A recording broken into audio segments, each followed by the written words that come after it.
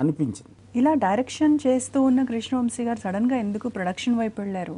సడన్గా వెళ్ళలేదు. నిన్నే పెడితే తర్వాత సింధూరం లాంటి కథ సినిమా చేయాలనిపించింది. దానికి వచ్చిన ప్రొడ్యూసర్ పారిపోయాడు మోసం చేసి. సో అంటే మధ్యలో వెళ్ళిపోయారా? కాదు కదా, కథ నచ్చలేదు. ఓకే. ఇది సినిమా ఆడదా అని అన్నాడు. ఆడకపోయినా సినిమా తీయాలని నేను, నువ్వే చేసుకో అన్నాడు.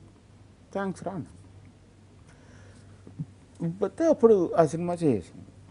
నాకు ధైర్యం ఉంది, సినిమా పోయినా. అప్పుడు డబ్బులు వచ్చాయా మీకు? రాలేదుగా, మొత్తం పోయింది. అప్పులు. బట్ ఒక ధైర్యం ఉంది, నేను చచ్చిపోలేదు కదా.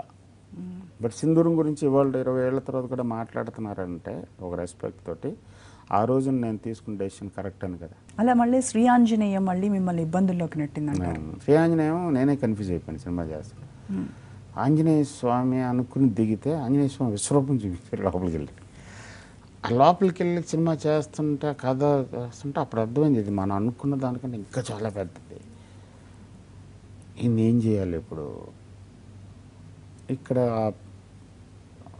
రెస్ట్రిక్షన్స్ ఉంటాయి కదా, ప్రొడక్షన్ సైడ్, మార్కెట్ సైడ్, జనం తాలూకు IQ side. It is too high level concept అని నాకు సినిమా మధ్యలోకి వచ్చినది అర్థం.